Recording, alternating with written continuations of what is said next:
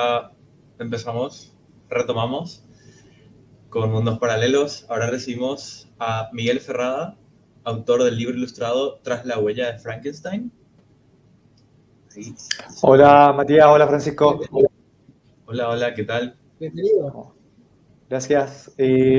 Bueno, soy coautor del libro porque, como bien decían en la charla anterior, lo hicimos con Pipe Oliva, con el ilustrador de Concepción, así que ahí sería coautor de La huella de Frankenstein. Súper. Contanos un poco más del libro. Quería mostrar una presentación, sí, porque en realidad perfecto. Y nosotros después podemos generar un diálogo cuando termine tu presentación. Ahí no hay problema. Perfecto. Entonces, pero...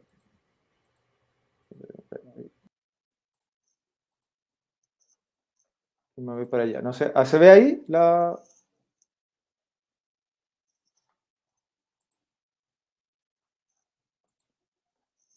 Me quedé sin audio. Ahí sí. Sí se escucha. ¿Se ve la presentación? Sí, se ve. Perfecto. Bueno, le puse a esta conversación, a esta pequeña charla, gótico chileno, porque, como les había comentado a los organizadores, más que hablar solo de Tras la huella de Frankenstein, quería hablar un poco de dos libros míos que están más o menos hermanados, que uno es Tras la huella de Frankenstein, que curiosamente, bueno, este libro partió, como habíamos dicho, es una historia que escribí yo y salió ilustrado por Pipe Oliva, y editado por Arcano Cuarto. El origen de este libro es bien interesante, es bien choro, porque, bueno, evidentemente parte con esta figura que es este personaje icónico de la literatura, no solo de la literatura, sino que del imaginario colectivo ya, porque ha traspasado de la literatura al cine, al cómic, al teatro, es un personaje totalmente incrustado en el imaginario occidental, que es la criatura de Frankenstein. Y me ocurrió, bueno, yo soy fanático del terror desde muy chico y había visto las películas siendo muy niño además. Pero en un momento, ya siendo adulto, leí la novela de Mary Shelley, que es esta Frankenstein o el moderno Prometeo, y me encontré con una frase en la novela. Hay un momento dado en que el doctor Frankenstein, que es el creador del monstruo, y su creación, que esta criatura, se encuentran, ¿no? Después de una serie de enfrentamientos en que la criatura va destruyendo progresivamente la vida del creador, ellos se encuentran y tienen una conversación, y la criatura le ofrece una tregua. Le dice que él quiere una compañera, ¿no? El problema de la criatura es que está absolutamente aislado, se siente absolutamente solo porque no, es único, ¿no? No hay nadie como él en el mundo, entonces quiere una compañera y le pide a su creador, al doctor, que construya una mujer. Le dice, construyeme una mujer y si tú haces eso, yo me voy a ir, no, yo te voy a dejar tranquilo, no voy a seguir destruyendo tu vida como lo he hecho hasta ese entonces. Y aquí viene la frase que cuando yo estoy leyendo la novela, que no aparece en esta frase en las adaptaciones que había visto en cine, dice, si accedes, ni tú ni ningún otro ser humano volverá a verme jamás. Me iré a las vastas extensiones del sur de América. Esa es la frase que está en la novela. Y a medida que yo voy leyendo, porque además la novela es muy distinta a las adaptaciones que habían hasta ese entonces, en el año, si mal no recuerdo, fue el año 95, 96, salió una adaptación dirigida por Kenneth Branagh que se parece mucho más a la novela, pero hasta ese entonces toda la versión era muy libre. Y cuando uno lee la novela por primera vez, en realidad se está encontrando con una historia totalmente nueva a la que ya conoce. Y yo pensé en algún momento, bueno, a lo mejor Frankenstein logra su objetivo y escapa a Sudamérica. Y bueno, no, la novela termina con Frankenstein, la criatura, termina con Frankenstein, el creador, muriendo en el Ártico, luego de que ellos se siguen persiguiendo una y otra vez, ¿no? Terminan ellos en este juego de gato y ratón en el Ártico. El doctor termina muriendo y la criatura termina haciendo una pira funeraria para el cadáver de su creador, y además dando a entender que se está inmolando. Pero yo quedé con la idea de, bueno, pero una regla de la ficción, mientras no hay cadáver, no hay muerto. Entonces, lo vimos quemarse, pero a lo mejor vivió, porque Una de las cosas que están también en la novela es que la criatura no está hecha de cadáveres como normalmente se piensa, sino que está fabricada por el doctor Frankenstein. Entonces, no sabemos cómo, no sabemos qué tan resistente es, sabemos que es más fuerte que un ser humano. Entonces dije, a lo mejor sobrevivió a esa inmolación en el Ártico y tal vez de ahí bajó por el mismo Ártico hasta por América, hasta llegar a las vastas extensiones de Sudamérica y tal vez está refugiada en la Patagonia, ¿no? Esa fue la idea con que yo me quedé al terminar la novela. Y años atrás me pidieron, a propósito de los 200 años de la novela original, escribir un cuento. Finalmente el cuento no apareció en la antología, pero yo lo publiqué en internet, lo publiqué en Facebook, y aquí pasó algo curioso. Empezó a circular en internet y empezó, por ejemplo, aquí vemos 128 comentarios, más de 1000 veces compartido, 2000 reacciones. Era el post que había tenido más éxito de todo lo que yo había publicado nunca en internet. Y empezó a leer las personas de Argentina, de Perú, de México, y me di cuenta, bueno, entonces esta historia que yo pensaba que era tan local tiene un impacto universal. Me quedo ahí, digamos. Después la publicamos en la antología Poliedro, en el Poliedro 6, se publicó la antología, en esa antología se publicó el cuento. Y en un momento dado, Pipi Oliva, este ilustrador de Concepción, me contacta, me dice que él conocía mi trabajo por Mortis, que es una novela gráfica que publiqué el año 2011, y que quería trabajar conmigo. En ese entonces yo estaba absorto en la escritura del otro libro que voy a mostrar después, por lo que le dije, bueno, mira, en este momento no puedo escribir nada, es profeso para ti, pero tengo este cuento que a la gente parece que le gusta, entonces te propongo adaptarlo. Se lo mandé, a Pipe le gustó y entonces yo ahí lo que hice fue armar un set de dividir el cuento en bits, en golpes, ¿no? Porque lo conversamos con Pipe y le dije, bueno, esto lo hacemos como cómic, lo hacemos como novela gráfica. Y el Pipe me dijo, no, mira, leyéndolo, y me llevo una de las cosas que me cautivó de trabajar con Pipe, porque es muy consciente de lo que él hace. Me dice, leyéndolo, el cuento se llamaba En las vastas extensiones del sur.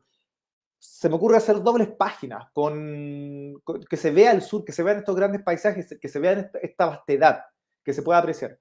Entonces yo le dije, ya, entonces yo en lugar de transformarlo esto en guión de cómic, lo voy a transformar en bits del relato de dobles páginas, para que tú la resuelvas a tu antojo.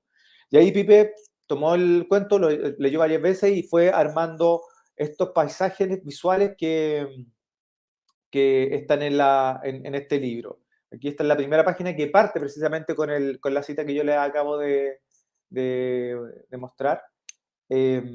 Y es digamos, tenemos un personaje que está haciendo una confesión, ¿no? Que tiene que ver con el misterio que vamos a ver en esta historia y que se remonta a una expedición en el sur de Chile, digamos, en el sur de América, en el canal de Moraleda, que son unos exploradores extranjeros, británicos al parecer, uno por lo menos sí, que es Mr. Walton, que está relacionado con un personaje de la novela original, que están buscando a esta criatura. Y bueno, y ahí viene el relato que va armando, que va sucediéndose la historia.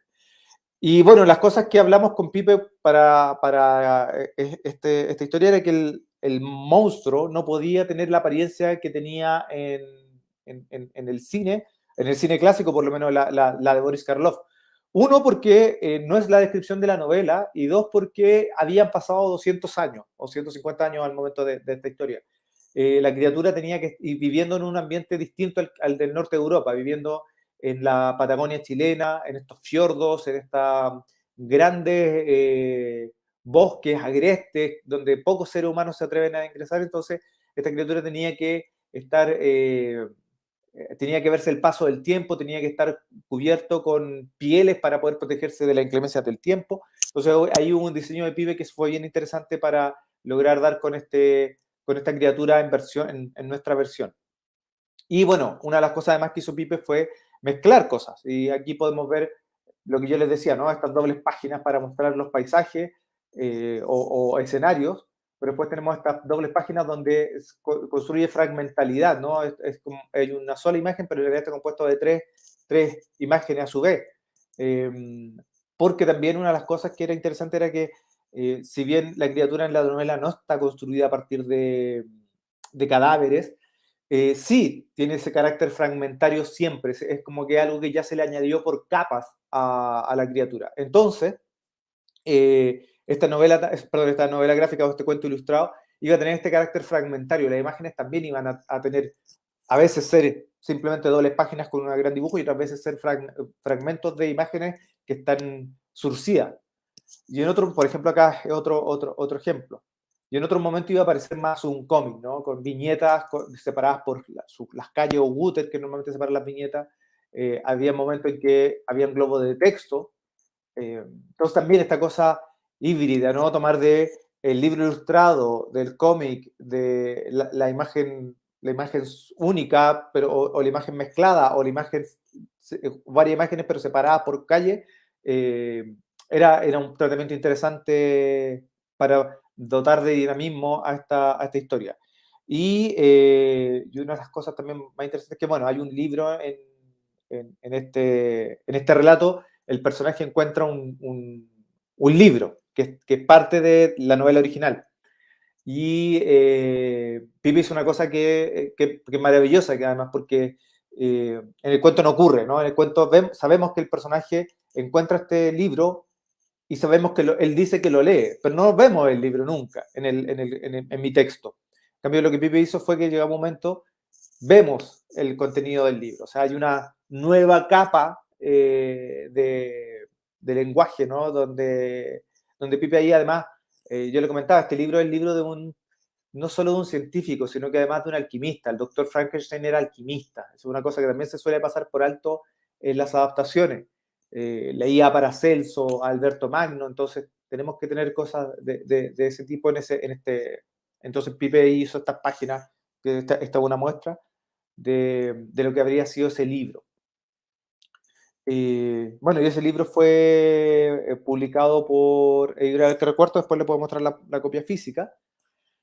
Y digamos, está relacionado de alguna manera con otro libro hermano, que también transcurre en el sur de Chile, que es Sangre de Trauco, que también, de alguna manera, yo voy a un origen previo, ¿no?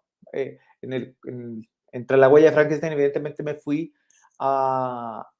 me basé en una novela gótica, decimonónica, para armar un relato en el sur de Chile. Pero acá me basé en un hecho real, que es el proceso a los brujos, el juicio a los brujos de Chiloé durante el siglo XIX, precisamente en 1880, por parte del Estado de Chile.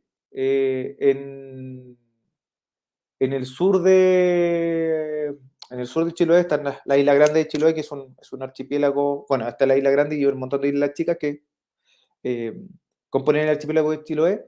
Y ahí existió desde 1786 hasta 1880 una sociedad secreta de brujos que de alguna manera impartió justicia, gobernó, cumplió ciertas funciones sociales dentro del tejido de la isla. Y bueno, esto fue descubierto por el Estado de Chile y se le hizo un juicio. Y gracias a eso tenemos estas declaraciones de los reos, que es un documento que sobrevivió, porque además este juicio se perdió en un incendio a principios del siglo XX, pero afortunadamente se logró, antes se publicó estas fojas judiciales y se pudo rescatar estos juicios. Y bueno, en este proceso los declarantes, los pertenecientes a esta orden, que es la recta provincia, los testigos van declarando y van contando de qué se trata un poco, con historias que son muchas veces inconexas unas de otras, contrapuestas, porque son personas que están, digamos, siendo acusadas de delito, entonces quieren zafar, quieren pasar por inocentes. Entonces, entre verdad a medias, mentiras y verdades, se va contando este relato que parte, y aquí viene como también un nexo, con el viaje del explorador español José de Moraleda a Chiloé, que es quien da, en homenaje al cual el canal de Moraleda tiene su nombre, ¿no? Es un explorador español que recorrió Chiloé entre 1787 y 1790, cartografiando el archipiélago, y se supone además que buscando una ciudad fantástica que está en el sur de Chile, que es la ciudad de los Césares. Entonces, en un momento dado, José Moraleda se devuelve por el mar interior de Chiloé, entre la isla y la cordillera de los Andes, y recala en un pueblo que es Tenaún, y ahí dice que él mismo cuenta que lo toman por brujo, los pobladores de este lugar. Lo toman por brujo, y uno de los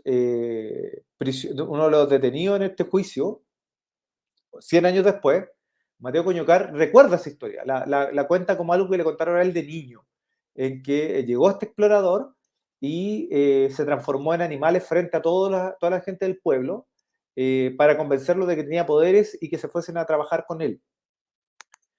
Y la gente del pueblo, para contrarrestar a este hechicero, llaman a una machi de un pueblo al interior, que es Quetalco, un pequeño pueblito, un caserío al interior de Chiloé. La llaman para que lo enfrente. Y esta mujer lo que hace es retirar las aguas del mar, y dejar encallado la falúa, el barco de José Moraleda, que se llama Socorro, lo deja encallado.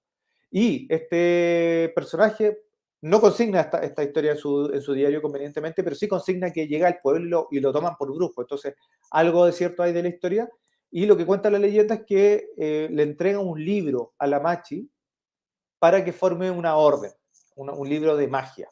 Un libro de arte, en realidad, hablan los procesados. Lo llaman el libro de arte.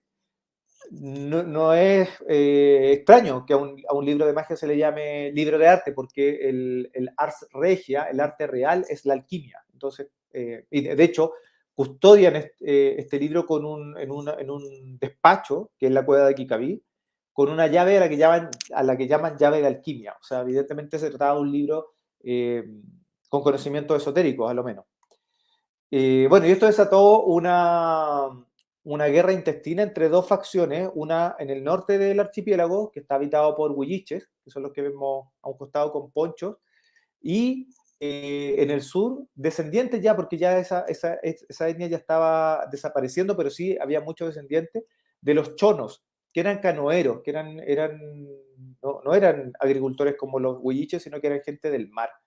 Y estos dos grupos, estas dos facciones se van enfrentando, uno lo puede vislumbrar a través de las declaraciones del proceso, se van enfrentando por el poder, hasta que en 1875 la guerra se declara en torno a este libro, ¿no? ¿Quién tiene acceso a la cueva de Kikaví, a la llave de alquimia y al libro de Moraleda, al libro de arte? Porque supone que tiene un poder importante este conocimiento. Y ese enfrentamiento termina, digamos, llamando la atención de las autoridades chilenas, y con el juicio en 1880 que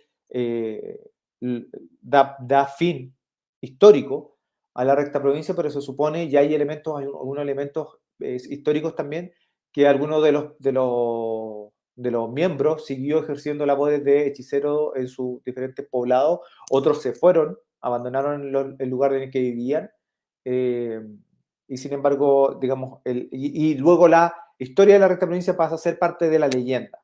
Y en base a eso yo escribí esta novela Sangre de Trauco, que combina, perdón, me fui, que combina esta historia, la historia de la recta provincia, con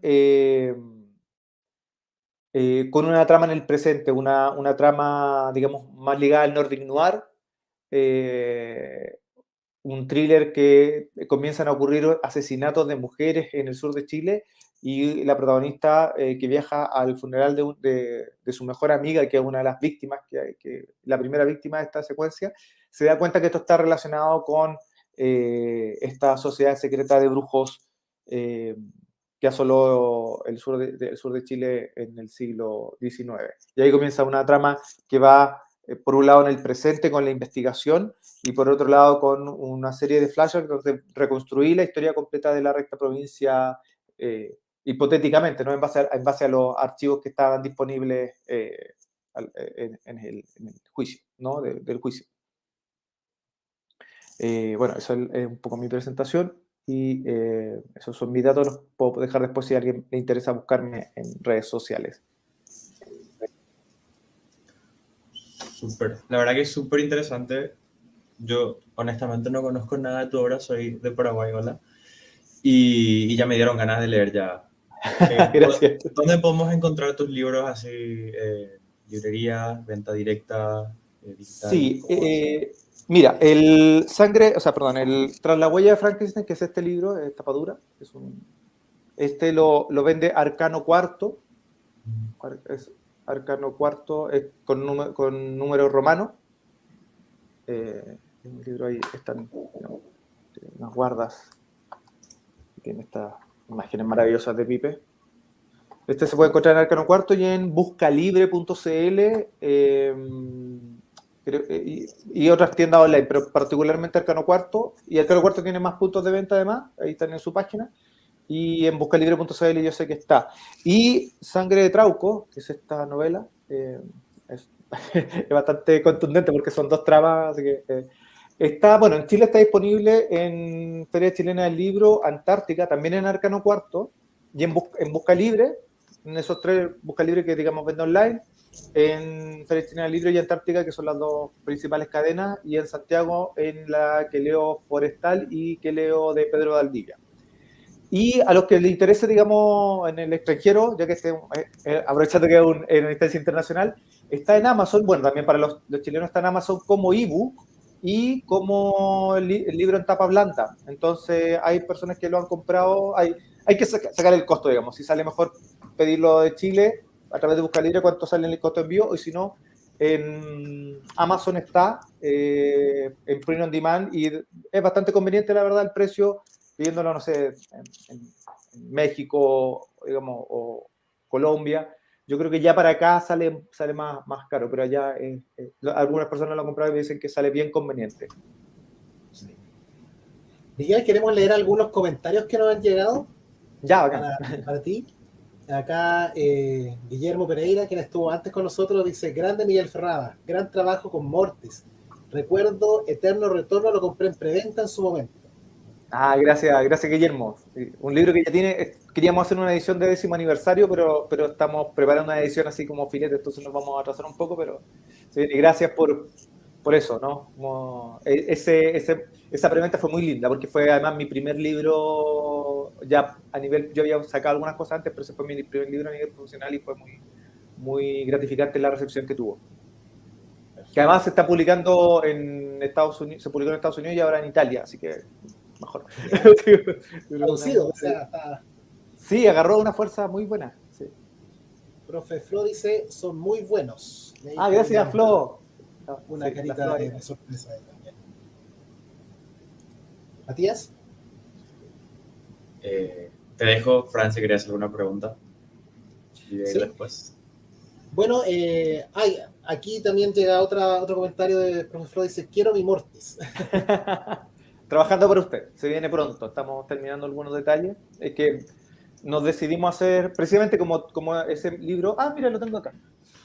Porque justo estoy trabajando en eso, entonces tengo la copia antigua acá. Este es con dibujos de Ítalo Humada, que es una maravilla. Yo he tenido la suerte de trabajar con muy buenos dibujantes, entonces...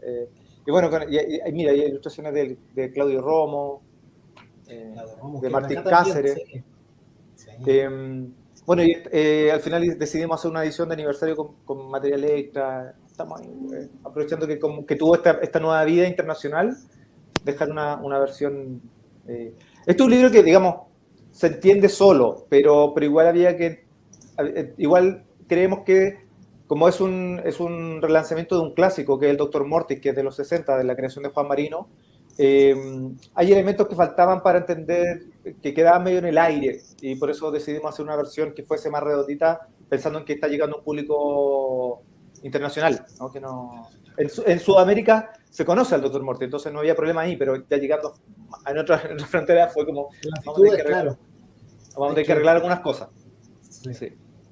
Cuéntanos, Miguel, dentro de lo que es tu trabajo escribiendo tanto novelas como lo que haces con ilustradores, cómics o libros ilustrados, ¿dónde te sientes más cómodo? ¿Cuál de las dos vetas de tu trabajo en la que tú te sientes más como cómodo para trabajar?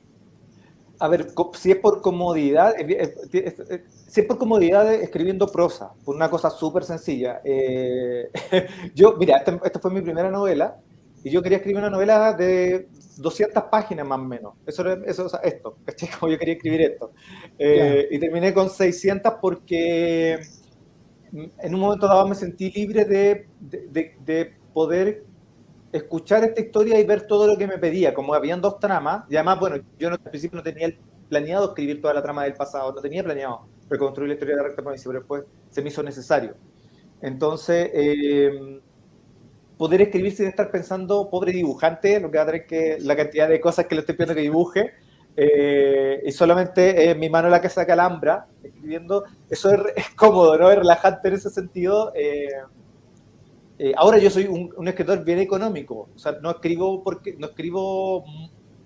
como lo que me sale, sino que planifico muy bien. Si esto tiene 600 páginas es porque esta historia tiene 600 páginas, no es porque me haya volado mucho, sino que, pero claro, esta es una historia que nadie podría haber dibujado, entonces en ese sentido me sentí muy tranquilo, pero esa comodidad, digamos, se ve compensada en el otro lado, donde es más incómodo, porque estoy pensando que tengo que trabajar con un dibujante y que digamos, no puedo pasarme de la raya en mi exigencia. Yo amo el cómic, a mí me encanta, además me encanta el dibujo, siento mucha admiración por los dibujantes, soy una persona muy visual además, entonces eh, esa incomodidad a la que me someto cuando escribo para dibujantes se ve compensada en trabajar con ellos y en ver, no sé, lo que hizo el Pipe con mi cuento, por ejemplo. El cuento funciona súper bien, igual la gente le gusta, lo lee y tiene un impacto. Pero estas cosas que hizo el Pipe, ¿no? Esto por ejemplo, este inserto donde damos vuelta a la página y vemos el libro que el personaje está leyendo, esas cosas yo las encuentro alucinantes y me encanta que ocurran, y solo pueden ocurrir, digamos, en esta mixtura, ¿no? En el cómic, cuando tenemos una historia y la contamos con dibujos, podemos hacer cosas que en prosa no se pueden hacer. Entonces, ahí me doy por pagado de perder esa comodidad y control que tengo en la otra faceta. Matías, ahí nos llegó otro mensaje, ¿lo puedes leer? Sí, la profe Flo dice, pero Sangre de Trauco está absolutamente para una serie. Sí, me lo han dicho harto. Es el comentario que más se repite entre los lectores de Sangre de Trauco, que es una serie.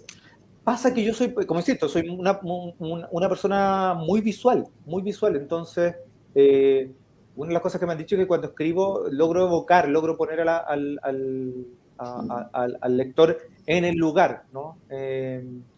Y además, como soy un escritor, como decía, ¿no? Económico, no soy de los escritores que se van en la prosa, sino que soy muy metódico y que las escenas duren lo que tienen que durar, que la tensión dramática esté bien dosificada.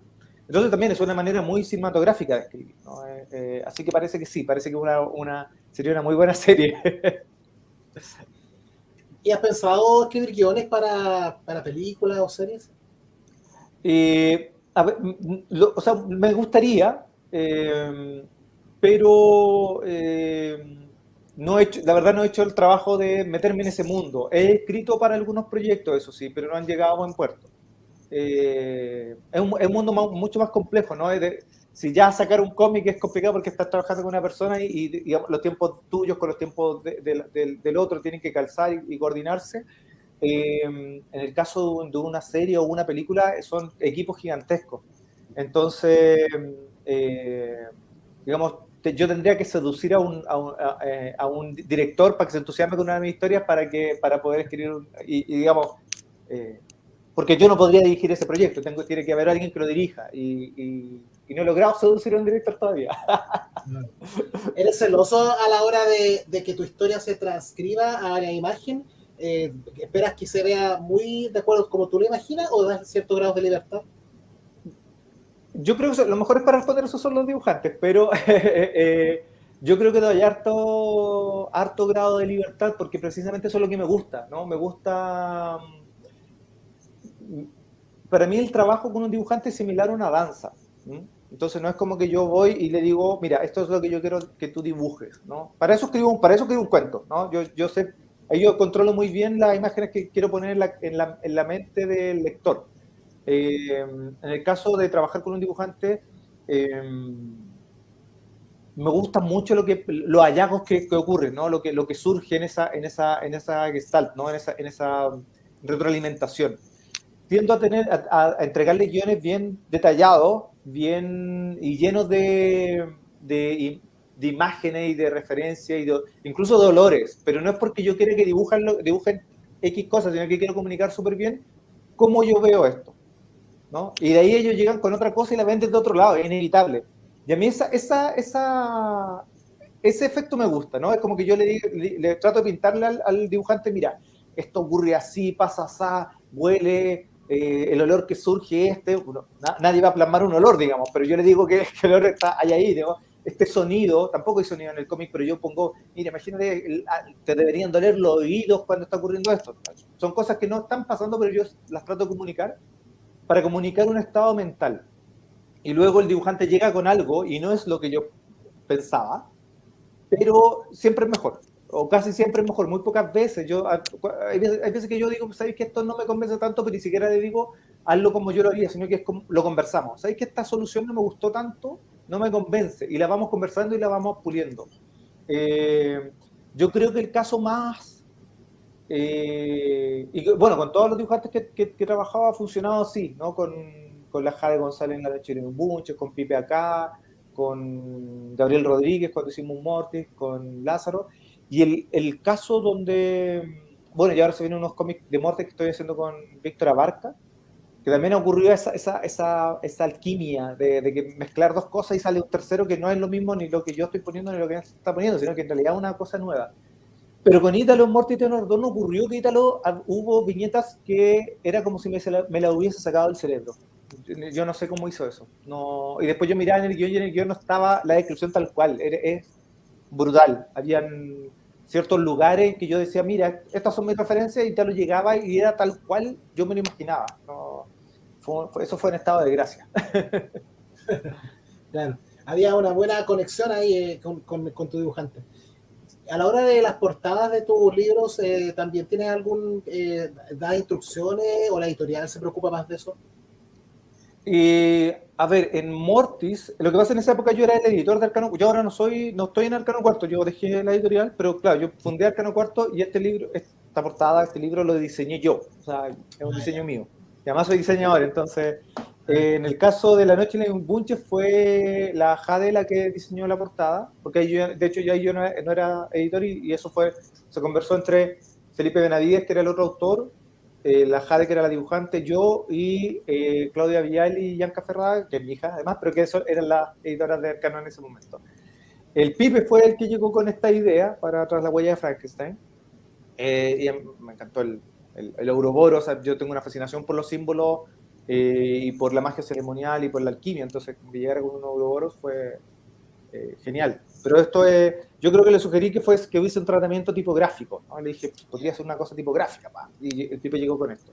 Y en Sangre de Trauco fui yo. ¿Sí? Esto es una foto que yo saqué en Kikaví, que es este pueblo donde estuvo la recta provincia, hasta la iglesia de Kikaví. Y bueno, retaqué la imagen, borré todos los elementos que eran modernos, ¿no? Había un poste de cable eléctrico, borré todo eso, traté de que pareciera una foto de principios del siglo XX y le diseñé esta cosa, esta fisura en la realidad, ¿no? Donde está, que es lo que yace debajo, en la caverna de Kikaví. Y una pregunta un poco diferente, no sé si puedo Sí, decirlo. ¿Cuál es tu formación? Veo que publicas hace rato ya, entiendo que Eterno Retorno fue tu primera obra, y escuché que sos diseñador, yo también estudié la carrera de diseño, entonces me gustaría saber realmente un poco más de hace cuánto escribís, cómo empezó. A ver, lo primero que publiqué es una revista que se llamó Requiem, que afortunadamente nadie le fue muy mal porque yo encuentro que yo escribía muy mal. en ese momento. Yo estudié diseño, efectivamente. Siempre había escrito, siempre desde niño. O sea, yo creo que uno de los primeros recuerdos que tengo mío es de estar inventando historias. Así como, recuerdo que no me llevaba muy bien con los chicos de mi barrio, con mis amigos, porque ellos eran como de jugar a la pelota o jugar a las bolitas, las canicas, digamos, o al trompo, y yo era de estar inventando tramas. Así como, vamos a jugar hoy día no sé, yo me acuerdo que yo inventaba juegos de la Guerra de la Galaxia sin haberla visto, no la había visto. Entonces, solo lo que veía yo ya inventaba la Guerra de la Galaxia para jugar con mi amigo. Y ellos se aburrían rápidamente de eso, pero yo siempre estaba inventando historias. Publiqué esta revista a la que le fue mal, y cuando la publiqué, en el momento en que, porque fue el dibujante el que consiguió el financiamiento, me dice, conseguí financiamiento, ponte a escribir el guión. Y yo me di cuenta que no sabía escribir guiones, que solamente tenía esta cosa de armar historias en la cabeza y armar mundos, pero en realidad este arco dramático era como, tengo acá 24 páginas, ¿cómo no aburro en 24 páginas? ¿Cómo mantengo interesada a la gente? ¿Cómo cuento esto? Todo lo que necesito que ellos entiendan sin abrumar de texto. Todas esas preguntas me surgieron en ese momento. Evidentemente ahí no las supe resolver, y de ahí me puse a estudiar guión, bajé todos los manuales que vi en internet y empecé a escribir guiones de cómic de 8 páginas que no salieron publicados, sino que los escribía nomás. Se los pasaba a algunos dibujantes que conocía y ninguno los terminó, pero a mí me sirvió para ir fogueándome. Y después, cuando partimos con el proyecto de Mortis, que esto fue la novela gráfica, fue precedido por una serie de webcomics que se llamaba In Absentia Mortis. Y ahí eran historias de 8 páginas, algunas escritas por mí y otras escritas por otros guionistas y con varios dibujantes. Pero yo, con el equipo que teníamos, que era Felipe Benavides y Carlos Reyes, trabajábamos todas las historias. O sea, nos llegaba un guión y lo analizábamos. Y eso también fue como, primero fue el estudio y esa fue como la tesis, ¿no? Y eso se publicó, de hecho, como libro después. Los lectores lo pidieron que lo publicáramos como libro. Y así me fui formando en el quehacer. Y en harto estudio, eso sí. Siempre yo recomiendo leer mucho, estudiar mucho de guión. Entonces, tu educación autodidacta casi al 100% prácticamente. Sí, sí. ¿Y quién, por ejemplo, nos recomendaría a nosotros guionistas que estamos así recién empezando? ¿Por dónde empezar, aparte de investigar así? ¿Qué sería tu...? Ya, yo les recomendaría el libro de Sid Field, creo que se llama El libro del guión. Hace mucho que ya no lo leo, pero el libro del guión de Sid Field. Y el en menor medida, Salvar al gato de Blake Snyder. Yo creo que es un poco tramposo ese libro, pero es un buen libro igual. El de Sid Field para mí es bien importante porque siento que es el más claro, en el sentido de que hay una estructura de 3 actos y en qué consiste cada una de esas estructuras, y cómo la estructura del medio, que es la que tiene el doble de tamaño de los extremos, a su vez tiene 2 mitades, ¿no? Entonces al final es como, hay 3 actos, pero en realidad hay 4 mitades, o sea, hay 4 partes. Y explica muy bien cómo se mueve la energía de una historia en esas 4 mitades. Y viene con ejercicios finales, es un libro muy bueno. Está obviamente el Story de McKee. Yo creo que esos 3 son los pilares, ¿no? Después está el viaje del escritor, está el ciclo del héroe. Yo ahí ya siento que el ciclo del héroe, por ejemplo, yo no lo recomiendo para empezar. Yo como que, de hecho, yo cuando hago clases de guión, yo a veces hago talleres, analizo Seven, la película de Eddie Fincher, con el viaje del héroe, para demostrar que no se trata de escribir historias sobre héroes, ¿no? Se trata de la energía, de cómo se mueve la energía de una historia, ¿no? Como tú inevitablemente presentas, siempre tienes que presentar algo al público. ¿Cómo es la mejor manera de dosificar esa información? ¿Qué es lo que tienes que presentar? ¿Cuáles son los elementos que están ahí? Y yo creo siempre una muy buena forma de partir una historia es preguntarte 2 cosas.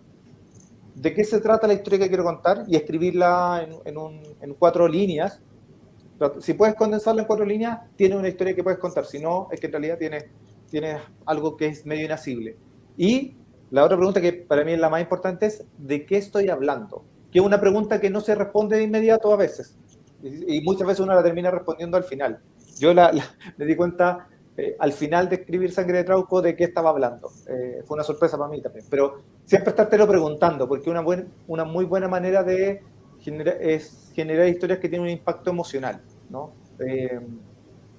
Si uno piensa, Star Wars no solamente tiene ese impacto porque hay naves espaciales, porque hay maquetas, porque hay criaturas, es porque hay un chico que se descubre a sí mismo en esa historia, ¿no? Y tiene que aprender a use the force look, ¿no? A confiar en algo que trasciende la tecnología, que trasciende las máquinas. En el momento crucial de su historia tiene que decir, tengo que confiar en algo que nos trascienda a todos. Y yo creo que esa es la llama que hace que Star Wars tenga ese impacto, no las naves espaciales, ni los rayos láser, ni siquiera los sables de luz. Es ese momento.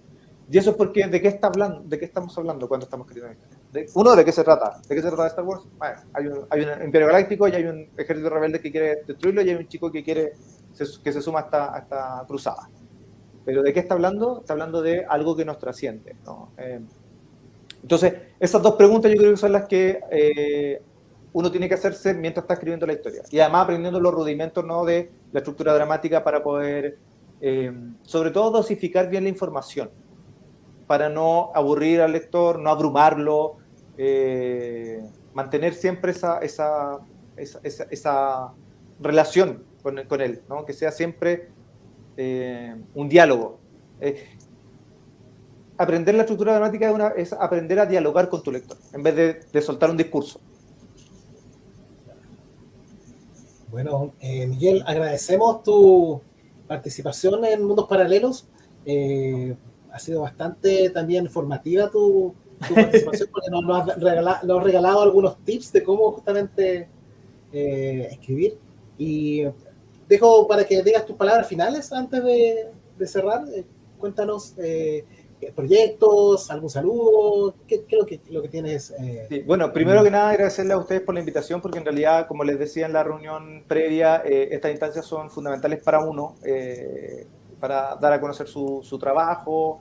Siempre escribir una labor solitaria y uno después tiene que salir un poco al mundo a dar a conocer lo que uno hace. Y estas instancias son maravillosas, así que muchas gracias por lo que están haciendo, muchas gracias por haberme invitado. Mandarle un saludo a todos los lectores que han confiado en mi trabajo, que lo apoyan hasta el día de hoy. Yo siempre digo, uno compite con Netflix, ¿no? Cualquier persona que dedicó su tiempo a leer mi libro en lugar de ver una serie en Netflix, ya es una bendición de la vida, ¿sí? Entonces, a ellos quiero saludarlos y les quiero contar que además sigo promocionando Sangre de Trauco y Tras la huella de Frankenstein, y se vienen pronto nuevas historias de Morty. Están casi, sí, faltan 2 detalles y están cerradas para que salgan eso, con historias mías y con otros también escritores y con otros dibujantes. Y estoy ahí también escribiendo otras cosas a futuro, pero ahí ya prefiero no quemar porque están en estado embrionario, pero se viene muy pronto Mortis. Genial. Agradecemos también todos tus datos que nos das. Y Matías. Soy malo para las despedidas, ¿no? Siempre me gusta hablar demasiado, a mí se me va el reloj, pero muchas gracias por tu tiempo, Miguel. Gracias, Francisco, gracias a todos los que se prendieron para Mundos Paralelos.